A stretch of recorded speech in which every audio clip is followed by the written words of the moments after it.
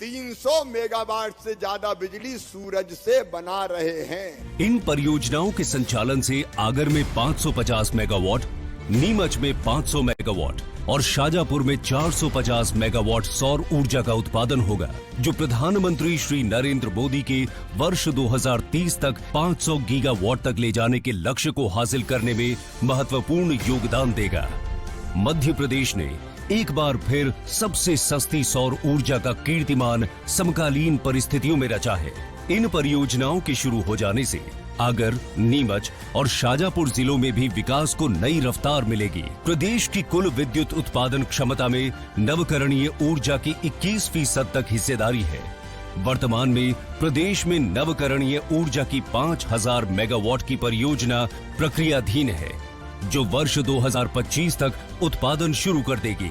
इस उपलब्धि से मुख्यमंत्री श्री शिवराज सिंह चौहान के नेतृत्व में मध्य प्रदेश को नवकरणीय ऊर्जा में आत्मनिर्भर बनाने का लक्ष्य तो पूरा होगा ही, साथ ही भारत को दुनिया में सौर ऊर्जा का सिरमौर बनाने का प्रधानमंत्री श्री नरेंद्र मोदी का संकल्प भी साकार होगा।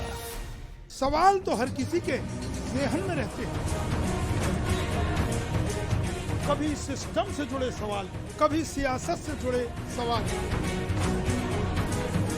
अनसुलझे सवाल, सुलगते सवाल, चुपते सवाल, तीखे सवाल, मगर सवाल सवाल में होता है फर्क।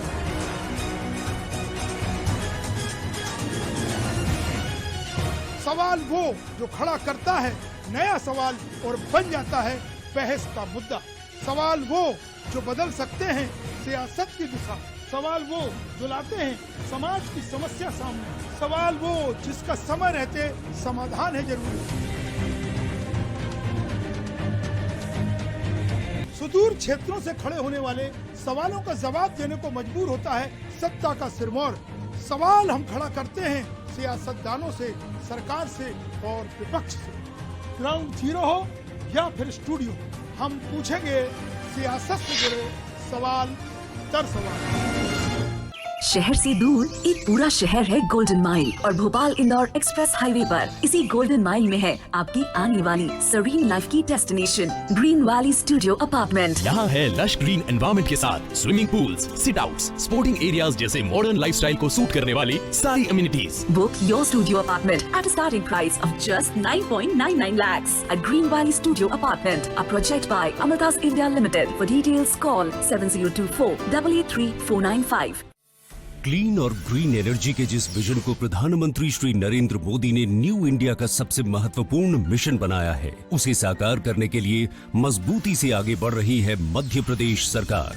वर्ष 2020 में 750 मेगावाट क्षमता वाली रीवा अल्ट्रा मेगा सोलर परियोजना की सफलता और ओमकारेश्वर में दुनिया के सबसे बड़े फ्लोटिंग सोलर पार्कों में से एक की परिकल्पना के साथ ही अब मध्य प्रदेश नवकरणीय ऊर्जा के क्षेत्र में मुख्यमंत्री श्री शिवराज सिंह चौहान के नेतृत्व में एक बार फिर नई मिसाल कायम कर रहा है। एक नहीं अनेकों सोलर पावर प्लांट हमने लगाए। आज हम 5300 मेगावाट से ज्यादा बिजली सूरज से बना रहे हैं। इन परियोजनाओं के संचालन से आगर में 550 मेगावाट, नीमच में 500 मेगावाट और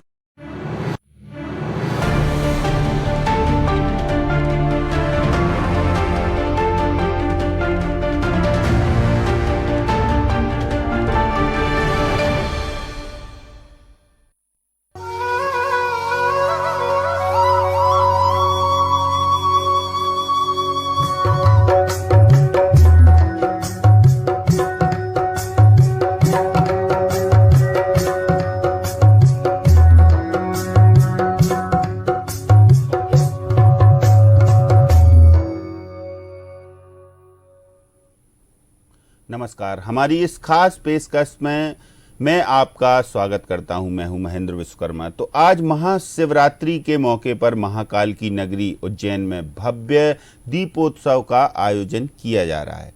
ऐसा अद्भुत नज़ारा शायद ही आपने कभी देखा होगा, जब एक साथ 21 लाख दीपक प्रज्वलित किए जाएंगे। क्षिप्रा नदी के किनारे स्थित घाटों पर एक साथ लाखों दीपक जगमगाएंगे।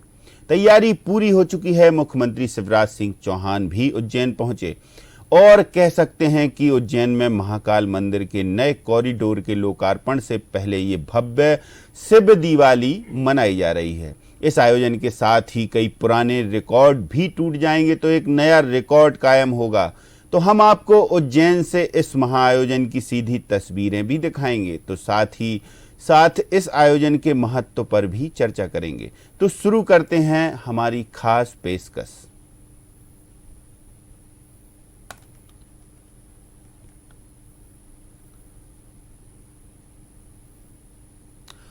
और इस खास पेशकश में चार चांद लगाने के लिए और इस महादिवाली का जो संयोग बताने के लिए या इसकी भव्यता बताने के लिए हमारे साथ दो खास मेहमान स्टूडियो में मौजूद हैं। उनका परिचय आपसे करा दें। हमारे साथ पंडित विनोद गौतम जी ज्योतिष मठ से और काली मठ से पंडित धनेश प्रपन्नाचार्य, और हमारे स्टूडियो से यानी न्यूज रूम से सीधे दीपेश जैन हमारे सहयोगी। पंडित जी, सबसे पहले विनोद गौतम जी आपसे समझेंगे कि आखिर इस महत्व का आज के दिन और उज्जैन दिवाली 21 लाख दिए, इन सब की बात हम आपके पास आते हैं, लेकिन उससे पहले थोड़ा सा ब्रीफिंग लेंगे दीपेश से। दीपेश, क्या कुछ अब तक का अपडेट है उज्जैन का? बिल्कुल महेंद्र जी, मैं बताना चाहूंगा कि आज बहुत अहम दिन है, न केवल उज्जैन के लिए बल्कि मध्य प्रदेश के लिए भी, क्योंकि बाबा महाकाल की नगरी उज्जैन आज दीपों से जगमगाने वाली है।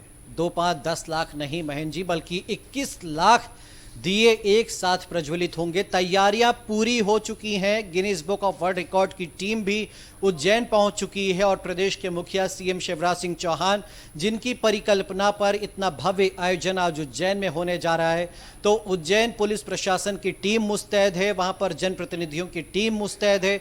मुख्यमंत्री शिवराज सिंह चौहान भी अपने परिवार के साथ उज्जैन पहुंच चुके हैं और उन्होंने सबसे पहले बाबा महाकाल के दर्शन किए। मैं पीसीआर के साथियों से कहूंगा कि वो तस्वीरें जरा दिखाएं। बाबा महाकाल के दर पर जब पहुंचे सीएम शिवराज सिंह चौहान और अपने परिवार के साथ में उन्होंने पूजा अर्चना की है। तो आज बहुत अहम दिन है। यहाँ पर शिप्रा के किनारे जितने भी घाट हैं उज्जैन में, वो सभी दीपकों से सज चुके हैं। करीब 1700 वॉलंटियर्स हैं महेंद्र जी, जिनके ऊपर जिम्मेदारी है कि ये सारे दीपक एक कतार में लगें। जो समूह बनाए गए, जो ब्लॉक जिनके हिसाब से गिनती होगी, वो पूरे दीपकों से सज जाएं, तैयार हो जाएं। उनमें तेल डाला जा चुका है, बाती लग चुकी है। केवल 10 मिनट मिलेंगे महेंद्र जी, जब ये सारे दीपक एक साथ प्रज्वलित करने होंगे। ठीक बात। एक हूटर बजेगा और उसके बाद दिए जलाने शुरू होंगे।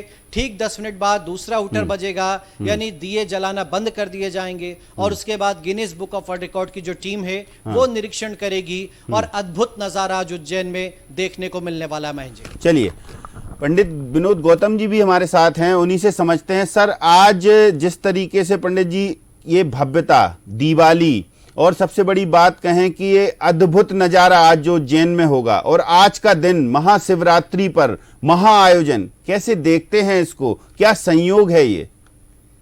बहुत अच्छा आयोजन है और अगर इसके बारे में विस्तार से व्याख्या की जाए तो विस्तार से तो कोई कर नहीं सकता है कि उज्जैन का ही विवरण पूरे महापुराणों में भरा पड़ा हुआ है। उज्जैन्याम महाकुंभे देवा नाम अपनी दुर्लभम वैसाखे धवले मच्छे सिंहे जीवे अजय रबऊ, ऐसा मतलब अनेक पुराणों में उज्जैनी के बारे में दिया हुआ है। और खासतौर पर आज अगर महाशिवरात्रि के दिन ये प्रोग्राम हो रहा है और ये जो सांस्कृतिक एक प्रोग्राम से जुड़ा हुआ, चूंकि शिवरात्रि और उज्जैन का स्थान, क्योंकि स्थान, देश काल और परिस्थिति, इन तीनों का अगर मिलान किया जाए तो शिवरात्रि का दिन एक विशेष दिन है। आज देखा जाए तो 5 ग्रह एक ही राशि में बैठ करके और पृथ्वी पर आकाश मंडल से ऊपर से नीचे से देख रहे हैं। 5 ग्रह बैठे हुए हैं और योगाधि योग रवि योग बना हुआ है। देखा जाए तो भगवान महाकाल की नगरी में जो ये आयोजन हो रहा है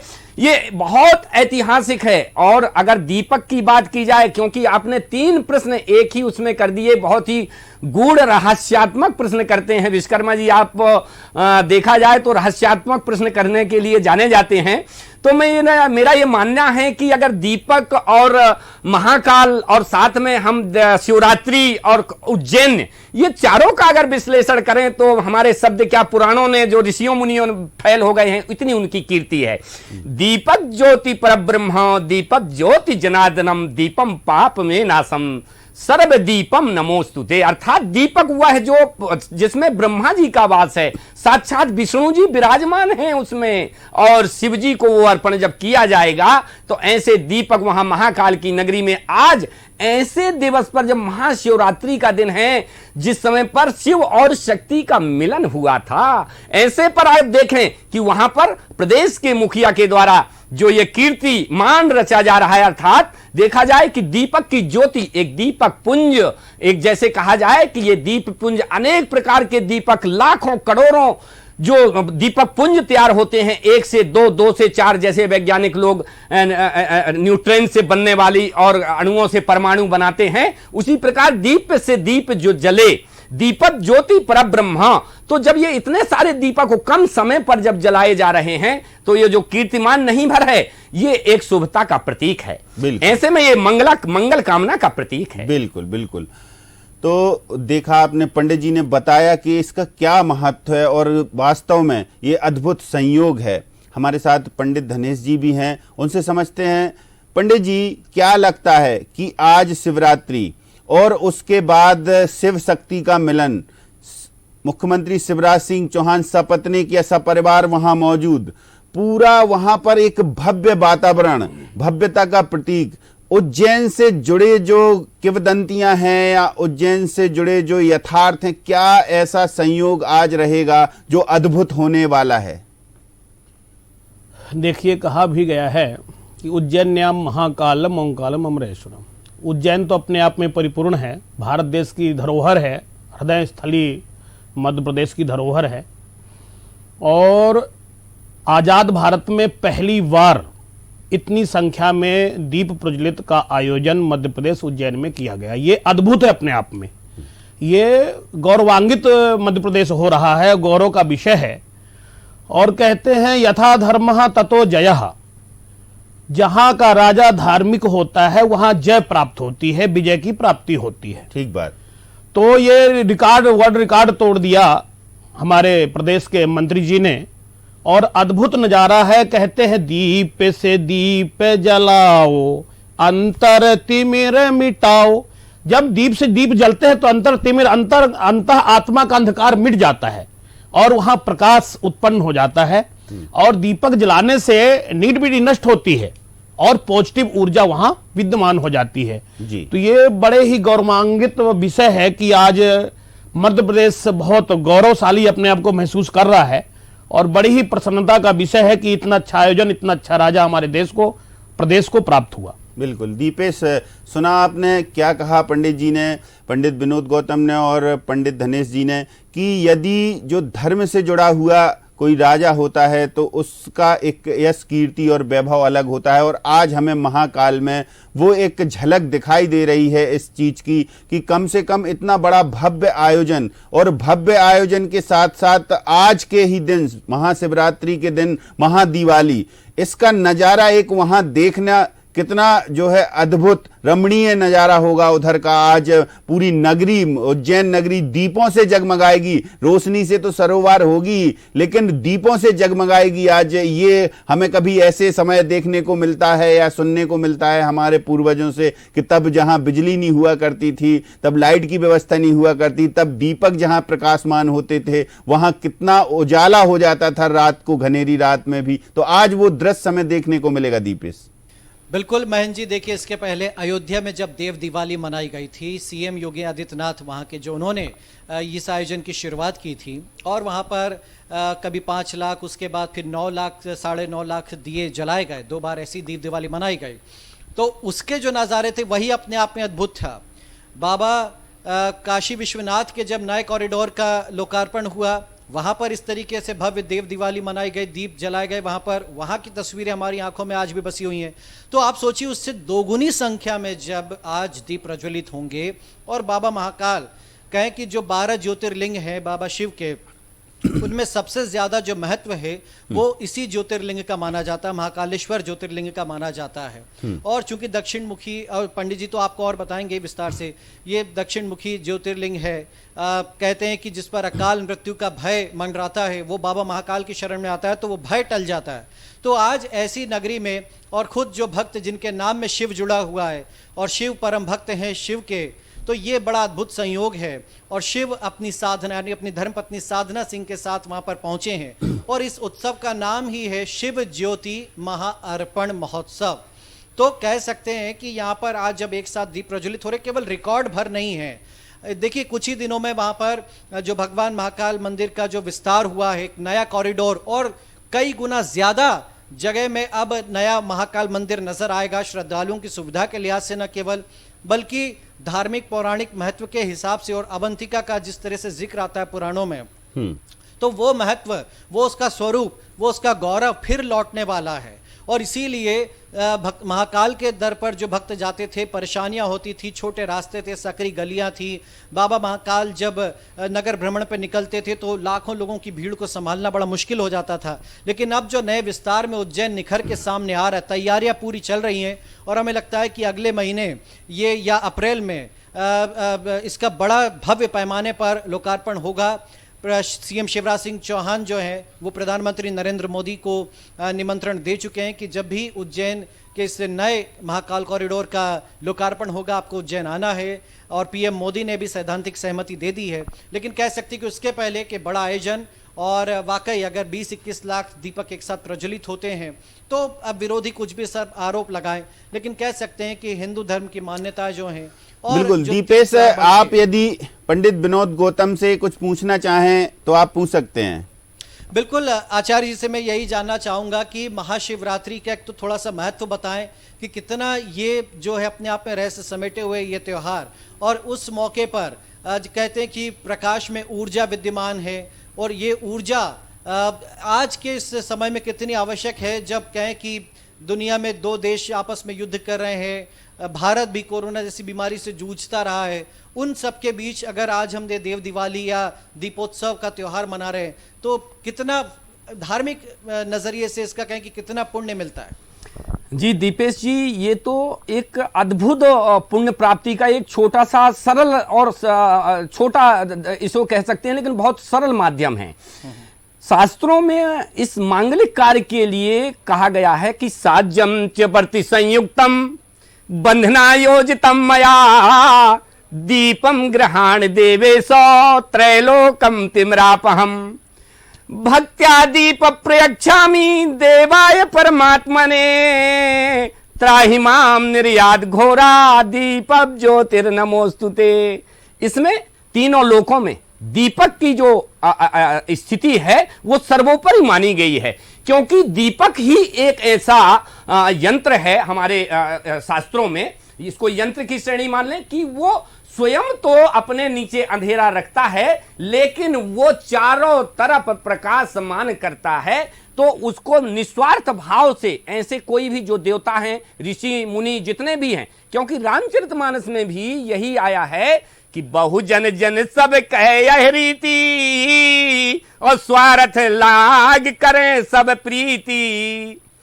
तो लेकिन दीपक में ऐसा नहीं है, दीपक स्वार्थी नहीं है, वो स्वयं तो अंधेरे में रहता है लेकिन पूरे संसार को उज्जवल बनाता है, प्रज्वलित करता है, प्रकाशमान देता है, दीप्तमान बनाता है। तो ऐसे में दीपक की महिमा तो बखान करने में साधु संत ऋषि मुनि और देवागण भी जो है तो परिपूर्ण नहीं हुए हैं। ऐसे में इस मंगल कृत्य के लिए अगर देखा जाए कि ये कितना मंगल है, तो अगर साधना की स्थिति देखी जाए तो ये साधना के लिए, पूजा के लिए, मंगल कार्यों के लिए सब जगह दीपक का प्रयोग किया जाता है, लेकिन ये शक्ति का प्रतीक होता है। दीपक सकारात्मक ऊर्जा फैलाता है चारों तरफ। जब इतने सारे बहुदीपक सकारात्मक ऊर्जा फैलाएंगे जिस जगह पर, तो उस जगह तो होगा ही। और देखा जाए दीपक ज्योति परब्रह्म साज्यम च वर्ति संयुक्तम, जब घोर अंधकार और चारों तरफ परेशानियां, युद्धादि की स्थिति, डर, भय, इत्यादि का वातावरण संसार में बना हुआ है। ऐसे में ये शांतिपूर्ण, दीपक को बहुत शांतिपूर्ण स्थितियां बताई गई हैं। तो ये जो शांति का एक वातावरण है, समझ लीजिए कि ये विश्व में पूरे शांति ला देगा। और मेरा ये मानना है कि अभी ये पंचग्रही योग बना हुआ था, ये युद्ध की स्थितियां दे रहा था, जो युद्धात्मक स्थितियां दे रहा है, क्योंकि जब एक राशि में 4 और 5 ग्रह इकट्ठे हो जाते हैं तो युद्ध देते हैं। मैं इसके पूर्व भी कई चैनलों में इस चीज के बारे में भविष्यवाणी किया है मैंने। लेकिन एक राशि यदा यान्तौ चत्वारा पंच खेतिरः और पिलवन्तु महि सर्वे जलेन रुद्रेण वाह। तो ये जो युद्धात्मक स्थितियां अभी चल रही हैं देश में और जो विदेशों में, जो ये पूरे विश्व में जो एक भय का वातावरण बन रहा है, तो जिन देशों में ये चीजें चल रही हैं उनमें ये शांति की स्थितियां बनेगी। और आप देखेंगे कि आज ही पंचग्रही योग समाप्त हो रहा है। चंद्रमा आज 3 बजे निकल करके बाहर आ गया तो चतुर्ग्रही योग में बदल गया है। तो युद्ध की स्थितियां कुछ शांतिपूर्ण स्थितियों में बदलेंगी। और मैं ये मानता हूं कि आज जो ये शांति का स्वरूप देखा जाए तो इसको अपन मांगलिक ऊर्जा शक्ति का पुंज बस नहीं कह सकते हैं, इसको शांति का पुंज कह सकते हैं। ये शांति पुंज जब निर्मित होगा और जैन महाकाल की नगरी से जब चल करके महाकाल का आशीर्वाद लेकर के पूरे विश्व में ये शक्ति पुंज भ्रमण करेगा, तो उससे जहां पर भी उपद्रव हो रहे हैं, अशांति चल रही है और तनाव का वातावरण है, वो अपने आप समाप्त हो जाएगा। बिल्कुल। पंडित धनेश जी, जिस तरीके से आज अभी जो जिक्र किया पंडित विनोद गौतम जी ने, क्या लगता है कि आज मंगलवार है, शिवरात्रि है और शिव की आराधना होगी, शिव का विवाह उत्सव भी है, दीपोत्सव भी है, इतने सारे आयोजन, इसे महज संयोग ही कहा जाए या फिर वास्तव में यह विधि का विधान है कि आज का दिन तय था, कि जैसे हम और आप कहते हैं कि वास्तव में जो तय होता है वो नियत समय पर होता है, तो ये नियत समय तय था इस आयोजन के लिए, क्योंकि सरकार का आयोजन था या कोई संस्थाओं का आयोजन होता है तो वो कभी भी कर सकते हैं, लेकिन आज का दिन ही चुना और आज मंगलवार है। देखिए, ये दैव योग से आज का दिन निश्चित ही था, क्योंकि कुछ भी कार्य होता है प्रभु की इच्छा के बगैर नहीं होता है। कहते हैं आज शिव विवाह है, आज शिव विवाह का दिन है, जैसे रात्रि शिवरात्रि है तो दीपावली भी हमारी रात्रि में ही होती है, तो आज शिवरात्रि में भी दीपावली उत्सव हो गया। कहते हैं सिया राम मैं सब जग जानी और करहूं प्रणाम जोर जुग पानी। यह सब जीव ज्योति स्वरूप है, हमारे अंतःकरण में ज्योति विद्यमान है, यह सारे जीव ज्योति स्वरूप हैं। और यह जो ज्योति आज प्रज्वलित की जा रही है, कहते हैं चंद्रमा मनसो जात चक्षुः सूर्यो अजायता, यह ज्योति दिव्य ज्योति सूर्य के समान है, यह अंतःकरण को पवित्र करने में सामर्थ्य रखती है। देवाधिदेव महादेव महाकालेश्वर की नगरी में ऐसा अद्भुत प्रोग्राम रखा गया है, यह निश्चित ही विश्व में शांति का वातावरण बनाएगा। हमारे यहाँ कहते हैं धर्म की जय हो अधर्म का नाश हो, प्राणियों में सद्भावना हो, कोई भी प्राणी मात्र हो, प्राणियों में सद्भावना हो, विश्व का कल्याण हो। तो यह विश्व के कल्याणकारी ऐसी ये दीप उत्सव है कि विश्व का निश्चित ही कल्याण होगा। कहते हैं सर्वे भवन्तु सुखिनः सर्वे सन्तु निरामया सर्वे भद्राणि पश्यन्तु मा कश्चित् दुःख भाग भवेत्। ये सभी दुखों को समन करके और पूरे भारत को सुखमय कर देगा। ठीक बात है कि पूरे भारत को सुखमय कर देगा। जो धर्म से जुड़ा हुआ मामला है पूरा, और धार्मिकता, चूंकि भारत के आप कहें तो डीएनए में है, धर्म संस्कृति और विस्तार यही हो रहा है और यही हम देख रहे हैं, ये भव्यता हम देख रहे हैं महाकाल के प्रांगण में, महाकाल के दरबार में। तो इन सब चीज़ों को देखते हुए दीपेश अभी और कुछ क्या अब अपडेट, क्योंकि अब दीपोत्सव जिस तरीके से हम बात कर रहे हैं तो अब दीप प्रज्वलन की तैयारी। बिल्कुल मयंक जी, देखिए घड़ी निकट आते जा रही है। सीएम शिवराज सिंह चौहान ने महाकाल मंदिर में पूजन अर्चन किया है और जो खबर मिल रही है उसके मुताबिक पहला दीप मुख्यमंत्री शिवराज सिंह चौहान ही प्रज्वलित करेंगे और उसके साथ ही साथ एक साथ जो वहां पर वॉलंटियर्स तैनात हैं वो दिए प्रज्वलित करना शुरू कर देंगे। मैं आपको एक जानकारी देना चाहूँगा, महाकाल मंदिर परिसर में 51,000 दिए जलाए जाएंगे, मंगलनाथ मंदिर में 11,000 दीपक प्रज्वलित किए जाएंगे, काल भैरव मंदिर और वहां के घाट पर 10,000 दिए प्रज्वलित होंगे, गढ़ कालिका मंदिर में करीब 1100 दीपक प्रज्वलित होंगे, सिद्धवट मंदिर और वहां के घाट पर 6,000 दिए प्रज्वलित होंगे, हर सिद्धि मंदिर में करीब 5,000 दिए प्रज्वलित होंगे, टावर चौक पर करीब 1 लाख दिए प्रज्वलित किए जाएंगे। इसके अलावा अन्य जो सार्वजनिक स्थल है वहां पर 2 लाख दिए प्रज्वलित होंगे। और जो सबसे ज्यादा कह सकते हैं कि शिप्रा नदी के जो घाट हैं, पवित्र शिप्रा नदी के जो घाट हैं, वहां पर दीपकों की कतार सज चुकी, हम तस्वीरों में भी दिखा रहे हैं, और वॉलंटियर्स बिल्कुल तैनात है वहां पर। और बस जैसे ही वहां पर संकेत होगा, हूटर बजेगा, वहां पर दिए जलाने या कहें कि दिए प्रज्वलित करने शुरू हो जाएंगे। और वाकई उस अविस्मरणीय नज़ारे को देखने के लिए हम सब भी आतुर हैं बहन जी, और उस घड़ी का इंतजार कर रहे हैं जब महाकाल की नगरी एक साथ लाखों दियों से प्रज्वलित होगी और रोशन होगी। महाकाल की नगरी लाखों दियों से प्रज्वलित होगी, बल्कि कहें कि 21 लाख दीपकों की रोशनी से सराबोर होगा महाकाल का दरबार या महाकाल के जो आसपास का पूरा क्षेत्र है, मंदिर हैं। जैसे दीपेश ने बताया कि कहाँ कैसी व्यवस्था की गई है, बिल्कुल चाक चौबंद व्यवस्था। और ये स्टडी जो है वो बहुत पहले से की जा रही थी कि ऐसा इतना भव्य आयोजन को सफल स्वरूप देने में आखिर कितनी मेहनत लगती है। ये हमने देखा कि 2000 करीब वॉलेंटियर वहाँ तैनात हैं, उसके अलावा बाकी की जो सामाजिक संस्थाएं हैं वो वहाँ हैं। तो इन सब चीज़ों को लेकर उसकी भव्यता का और दिव्यता का अंदाजा हम स्वयं लगा सकते हैं। पंडित विनोद गौतम जी, कुछ और हमें बताएं इस अवसर पर, इस महाशिवरात्रि के महापावन पर्व पर, कि जैसे दीपोत्सव की तो आपने जानकारी दी ही है कि क्या ऐसा होता है कि दीप प्रज्वलन से कितनी जो बुराइयां हैं वो दूर होती हैं, लेकिन आज चूंकि समय ऐसा है कि हम और कुछ भी और जानना चाहेंगे आपसे, जो कुछ संस्मरण हो, जो वहाँ से जुड़े हुए कुछ और ऐसी चीज़ें हों जो जिनसे हम अनभिज्ञ हों, तो आप हमें बताएं।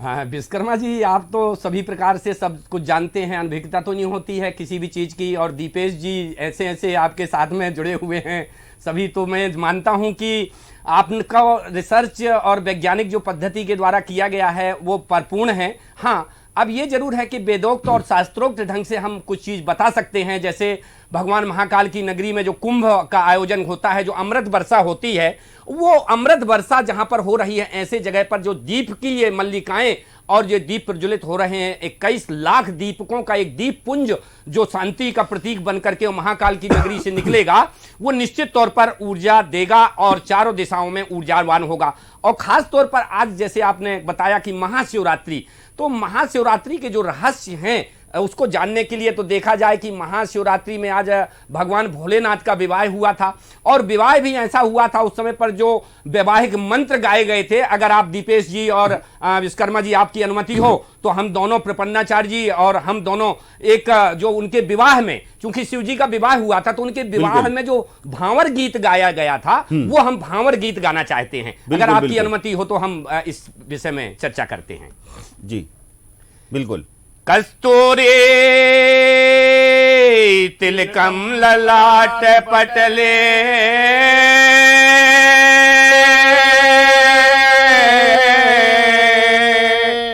कस्तूरी तिलकम ललाट पटले,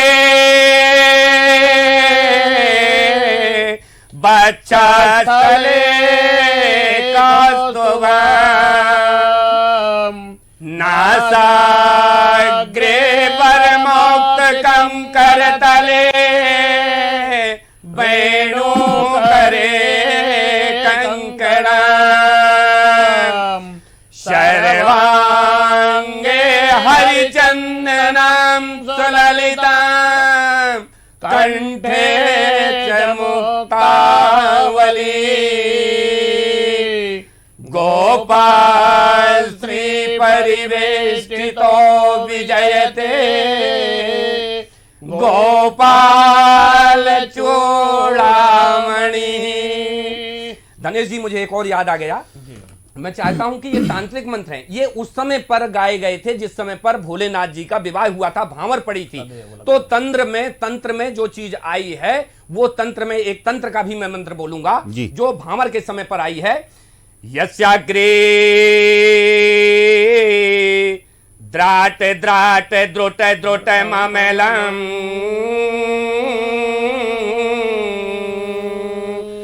टन टन टन टन टन,